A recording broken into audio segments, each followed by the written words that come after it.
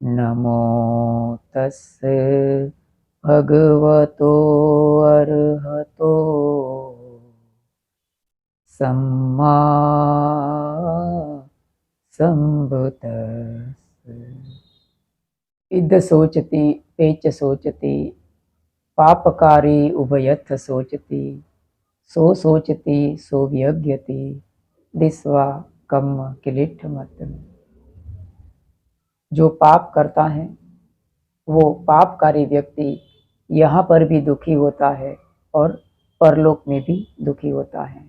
अपने किए हुए पाप कर्म को देख देख कर वो दुखी होता है। इद मोदति पेच मोदति कतपुण्यो उभयथ मोदति सो मोदति सोपमोदति दिस्वा कम विशुद्धि मतनो। दिस्वा कम विशुद्धि।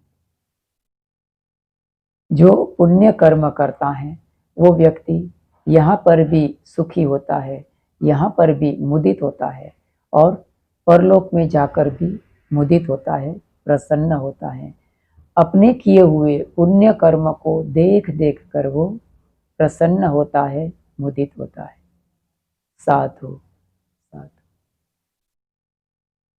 शुरू करने से पहले महाकारुणिक भगवान तथागत सम्यक संबुद्ध को पंचांग प्रणाम करता हूँ। ये संसार में विद्यमान सभी प्रत्येक बुद्ध, अरहंत, अनागामी, श्रगदागामी, श्रोतापन, श्रद्धा संपन्न, शील संपन्न भिक्षु भिक्षुणी सभी के प्रति मंगल मैत्री करता हूँ, पंचांग प्रणाम करता हूँ।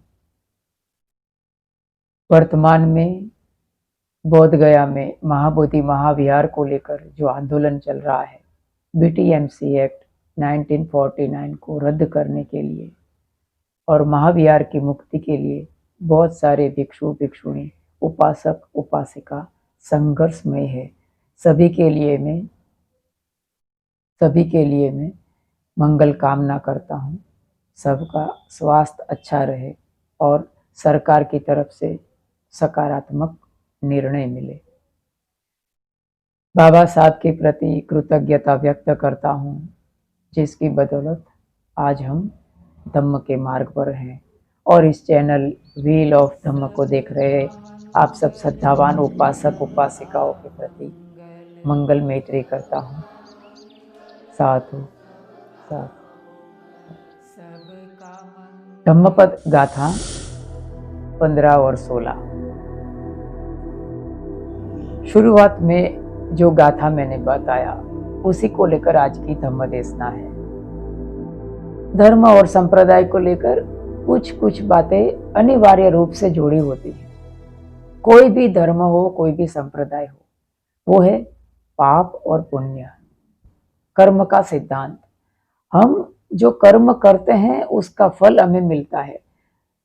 दुनिया के तमाम धर्म संप्रदाय इस बात को लेकर सहमत है और भगवान बुद्ध का जो धम्म है उसका जो प्रमुख बात है वो कर्म का सिद्धांत है, जिसको हम प्रतीत्य समुत्पाद भी कहते हैं। ये कर्म का सिद्धांत को लेकर भगवान बुद्ध के धम्म का सबसे ज्यादा महत्व है। हम देखते हैं रोज हम वंदना करते हैं तो गाथा बोलते हैं, सब पापस अकरणम कुशलस्य उपसंपदा। सब पाप का परित्याग करना, अकरणम परित्याग करना, सब पापस अकरणम कुशलस्य उपसंपदा। कुशल कर्म को उपसंपदा अर्जित करना, कुशलस्य उपसंपदा सचित्त परियोदपन, अपने चित्त को नितांत निर्मल करना, सचित्त परियोद एतम बुद्धान शासन, ये बुद्ध का शासन है। तो पाप और पुण्य धर्म के साथ जुड़ गया। दुनिया के तमाम धर्म के साथ पाप और पुण्य का जो बात है वो अनिवार्य रूप से जुड़ी हुई है। दूसरी भी बहुत सारी ऐसी बातें हैं जिसको लेकर कोई भी नतीजे पर हम सीधा तरह से नहीं आ सकते हैं।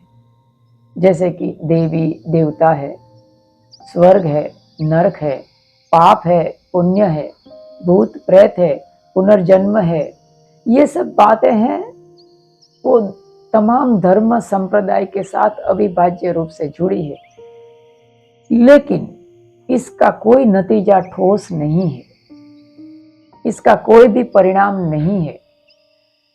ऐसी बातें हमेशा से अव्याकृत थी और हमेशा से अव्याकृत रहेगी, हमेशा से अव्याख्यायित थी और हमेशा से अव्याख्यायित रहेगी। ऐसी बातों का कोई भी तार्किक जवाब नहीं हो सकता है और ना ही भविष्य में मिलने की कोई संभावना है, क्योंकि ऐसी बातें हमेशा स्वतः अनुभव गम्य होती है। इसीलिए उसको लेकर वो कभी ठोसपना नहीं बरत सकता है।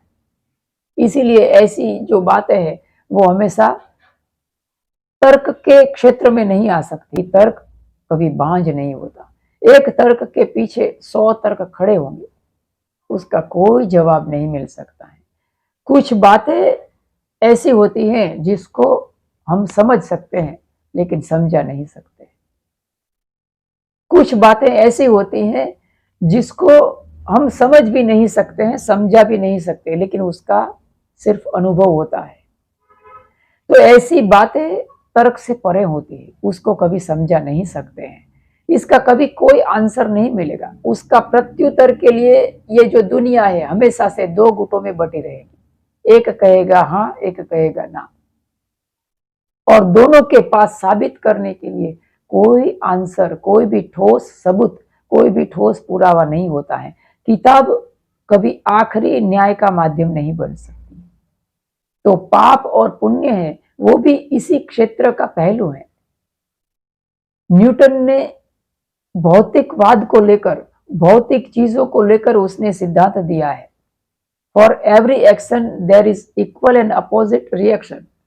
हर एक क्रिया के लिए एक प्रतिक्रिया होती है। न्यूटन ने भौतिक चीजों के लिए बताया, लेकिन भावात्मक चीज के लिए, उसके पास बताने के लिए, उसको साबित करने के लिए कोई ठोस नहीं है, ठोसपना नहीं है, कोई साबित इंस्ट्रूमेंट, वैज्ञानिक संसाधन भावात्मक दुनिया को लेकर, भावात्मक चीजों को लेकर, ये न्यूटन का जो 3rd लॉ है उसको साबित नहीं कर सकता है। वहां धर्म आगे आता है, वहां भगवान बुद्ध का प्रतीत्य समुत्पाद आगे आता है। कम्म स्कोमहि कम्म दायादो कम्म योनि कम्म बंधु कम्म पटिसरण। कर्म ही है, कर्म का सिद्धांत ही है। तो जो आज का जो गाथा है उसी के ऊपर आधारित है, पुण्य और पाप के ऊपर। हम उसको मानते हैं या नहीं मानते वो हमारा ऊपर निर्भर है। हम कितने इवोल्यूएटेड है उसके ऊपर निर्भर है, और आगे जाकर भी इवोल्यूशन की कितनी संभावना है उसी हमारी मान्यता गैर मान्यताओं के ऊपर आधारित है। एक बात को अच्छी तरह से मैं बहुत बार बताता हूँ, उसको समझना बहुत मुश्किल होता है। मेरे जितने भी कोई बार ऐसा कथन होता है जिसको समझने के लिए उसको पॉज करके थोड़ा चिंतन मनन करना पड़ेगा। दुनिया के जितने भी वैज्ञानिक है, आइंस्टाइन को लेकर आज स्टीफन हॉकिंग्स तक, बीच में जितने भी वैज्ञानिक आप गिन लीजिए, चाहे निकोला टेस्ला हो, न्यूटन हो, थॉमस अल्वा एडिसन हो, कोई भी वैज्ञानिक हो, उनकी जितनी भी बड़ी बड़ी खोजें हैं वे सब के आधार में धर्म का रहस्यवाद है। इसको अच्छी तरह से आप समझिएगा। अगर धर्म ने रहस्यवाद नहीं बताया होता तो एक भी वैज्ञानिक पैदा नहीं होता था। आइंस्टाइन और स्टीफन हॉकिंग्स की जितनी भी खोजें हैं वो सब धार्मिक रहस्यवाद को लेकर है। उन्होंने धर्म का छोर पकड़ के वो आगे बढ़े। तो एक बात समझने जैसी, स्टीफन हॉकिंग्स कहता है उसने सिमुलेशन हिप्नोथेसिस का सिद्धांत दिया है। उसके अनुसार ये जो ब्रह्मांड है वो एक होलोग्राफिक है, ऐसा उनका कहना है। इनका बेस में जाएंगे आप तो कहीं ना कहीं आपको धर्म का रहस्यवाद मिल जाएगा, बाइबल का रहस्यवाद मिल जाएगा। जितने भी धर्म ग्रंथ है उन्होंने जो रहस्यवाद जन्माया है उनका खोज करते करते वो वैज्ञानिक खोज हुआ है। चाहे आज का ये एडवांस्ड स्मार्टफोन ले लीजिए या तो सुपर कंप्यूटर ले लीजिए, सबके पीछे धर्म का रहस्यवाद जुड़ा हुआ है। हम जो आदि मानव से लेकर स्टोन युग से लेकर जो हमने इवोल्यूशन किया है वो उसका आधार, उसका जो बेस है वो धर्म का रहस्यवाद है। उसका बहुत बहुत ही मजबूत कारण है या नहीं वो बात 2 नंबर पर है। स्वर्ग नरक है या नहीं 2 नंबर पर है। पुनर्जन्म है या नहीं 2 नंबर पर है।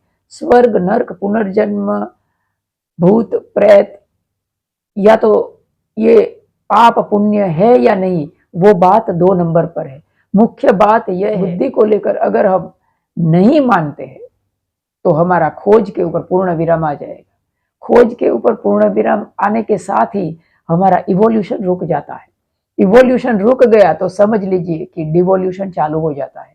और इंसान, आप इसको अच्छी तरह से अपने माइंड में बिठा लीजिए, अगर कोई व्यक्ति इस तरह की मान्यता में नहीं मानता है, अगर नहीं मानता है तो पूर्ण विराम आ गया। मानता है तो खोज चालू रहेगी, आज नहीं तो कल। अगर मानेगा तो खोज चालू रहेगी, आज नहीं तो कल, तो उसका इवोल्यूशन चालू रहेगा। इसीलिए वैज्ञानिक पैदा हुए। जनरेशन टू जनरेशन एक इवोल्यूशन होता है। तो इसीलिए उसका जवाब नहीं है, इसका कोई आंसर नहीं मिलेगा कि पुनर्जन्म है या नहीं, स्वर्ग नरक है या नहीं, पाप पुण्य है या नहीं, उसका फल मिलता है या नहीं, उसका कोई आंसर नहीं मिलेगा। लेकिन अगर मानते हैं तो इवोल्यूशन की संभावना बनी रहती है। अगर नहीं मानते हैं तो समझ लीजिए डिवोल्यूशन चालू हो जाएगा। और जितने भी, मैं पहले भी बता चुका हूं कि जितने भी नास्तिकवादी लोग हैं, जो भौतिकवादी है, मटेरियलिस्टिक लोग हैं, उनका भविष्य धुंधला हो जाएगा। उनका जनरेशन के जैसे जैसे उनकी जनरेशन आगे बढ़ेगी उसमें बुद्धिमत्ता का रेशियो नीचे आता जाएगा। और ये एक मेरा एक विश्लेषण है, एक मूल्यांकन है।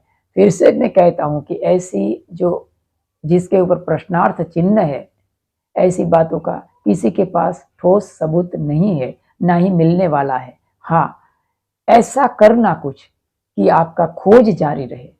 भगवान बुद्ध ने हमेशा खोज करने के लिए बोले हैं। अगर खोज जारी रहती है तो इवोल्यूशन की संभावना भी बनी रहती है।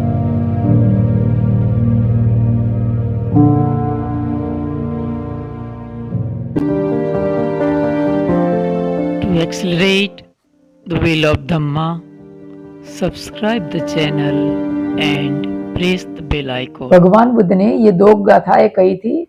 एक सुक्रिक नाम का एक उपासक था और देवदत्त।